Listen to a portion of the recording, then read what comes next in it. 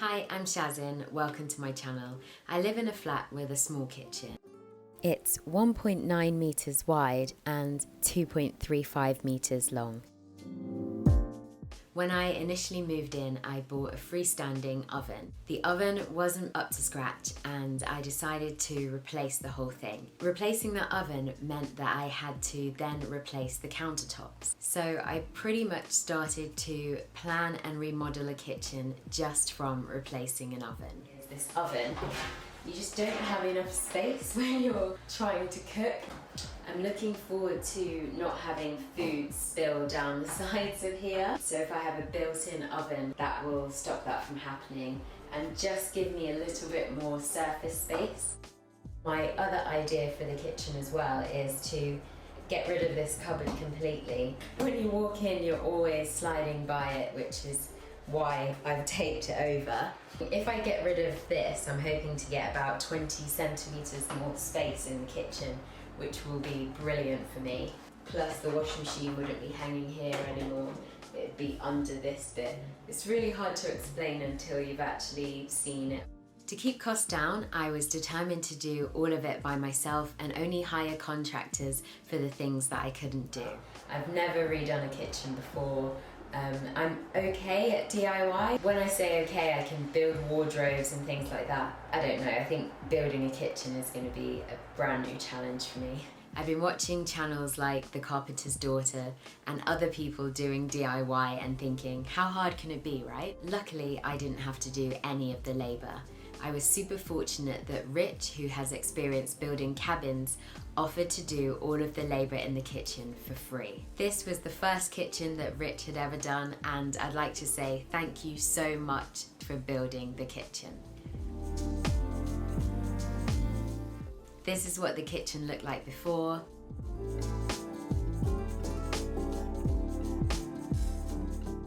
And this is what it looked like after.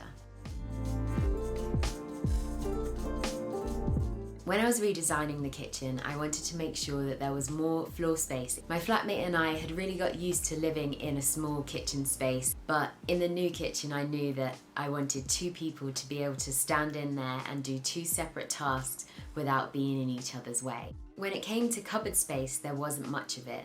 There was an entire wall with no shelving or cupboard space. The price of cabinet doors had gone down significantly with B&Q because they were replacing an old range with a new Good Homes range. So I bought as many of the correct sizes as possible in the older, cheaper range. In the end, I had to find some missing doors on eBay and also mix and match. Luckily, the anthracite grey that I chose matched with the new range. Attached to the sink was a large draining board which seemed to take up a significant amount of the counter space. The sink was quite shallow and the tap was quite low. My least favourite things about the sink are this tap. I wanted to make sure that these issues were addressed in the redesigning of the new kitchen. Searching for a good oven and a good hob was quite a challenge. Not only did I go through the reviews on different sites, I searched on witch.com because they actually test a lot of products and give them reviews, so I signed up to that. I bought the oven from John Lewis and they have a service where you pay extra for them to install it. After realising I never used more than 2 pots or pans at the same time when making a meal, I made the decision to go for a smaller hob. This Neff induction hob doesn't have rings that restrict pan size, so you can use any pan, any size, anywhere on the hob and it will heat it evenly. Switching from gas to induction was a great decision. Induction is so quick and this design makes cleaning simple. I found this hob brand new from eBay for half the price, just from someone who changed their mind. The oven is from Zanussi and it's one of those pyrolytic self-cleaning ones. Or pyrolytic, can never pronounce it right. There were a few minor issues with the kitchen build. Rich had to build a fake wall in order to have the correct depth of the oven and the appliances below. I still don't know what to do with that wall. I feel like it either needs a splashback or some tiles.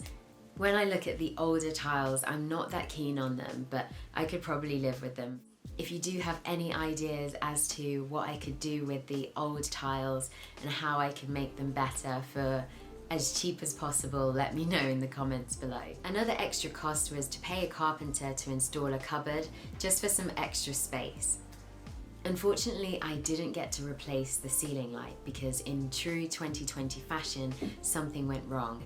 There was a leak coming through from the neighbour's flat above, and that still hasn't been fixed, so until that's fixed then I'll have the same light there.